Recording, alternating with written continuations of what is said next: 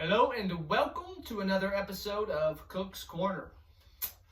Today we will be picking up in chapter 15. I know we skipped a couple chapters here. There's not really a whole lot to talk about. A bunch of garbage I'm not interested in. But in chapter 15 and 16 here, it gets kind of interesting. It's very interesting. So, chapter 16, right? We have Abraham and Sarah.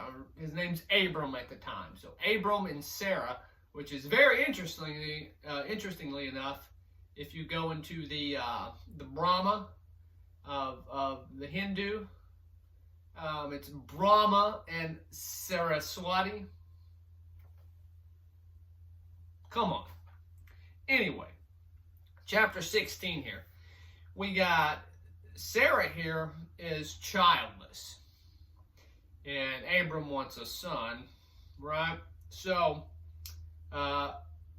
long story short, he gets with Sarai's handmaiden to have Ishmael, a son, which is to me hilarious because the Judeo-Christian world wants to push this whole ideal of you need to be married before, sexual interactions, and you only need to be with one person and no one else. But right here in chapter 16 of the first book in the fucking Bible, we have Abram, who's supposedly this holy man, and he's getting his rocks off with the handmaiden, right, in order to have a son.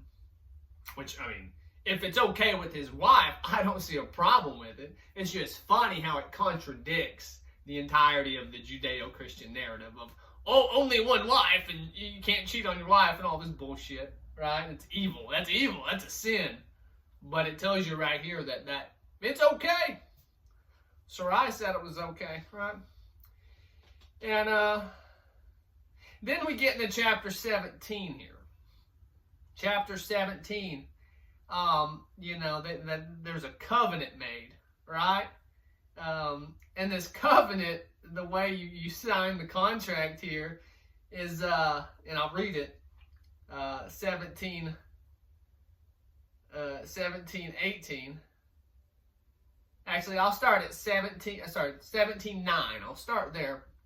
And God said unto Abraham, Thou shalt keep my covenant, therefore thou and thy seed after thee in their generations. This is my covenant, which ye shall keep between me and you and thy seed after thee. Every man-child among you shall be circumcised. That's the covenant? Really? Your God's covenant between you and them is that He wants you to mutilate your genitalia. Sounds like a benevolent being, if you ask me. That's total benevolence. Oh my God. And then you want to turn around, the Judeo-Christian world wants to turn around and mock, let's say, Islam for mutilating their children's, primarily, and I may be wrong, but I think it's more the females that they mutilate. What's the fucking difference? They're mutilating their females. You're mutilating your males, and you're calling it holy. You're calling it the right of some contract. That's how you sign the contract. Go fuck yourself. Go fuck yourself with that evil. That's absolutely evil. The mutilation of a child's genitalia, you can probably get more evil than that, but come on. On a scale of 1 to 10, that's on the 10 scale. That is evil.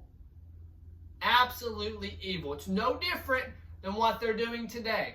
No different than telling your son, you feel like a girl? Well, here's some pills to castrate yourself. Now you're a woman.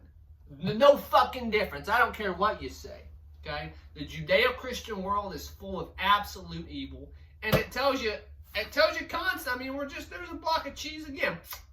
Another fucking hole. Another fucking example of how evil the Judeo-Christian world is. The lies that they propagate and what they want you to do to yourself, right? They want you to slice some shit off, some extra, right? I was taught we weren't born with any extra. This is what we are and this is what we should be.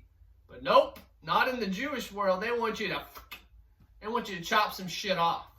So that's the moral of this story, is that you have extra and you need to chop some shit off, right? You just need to get rid of it. You don't need that. You don't need it.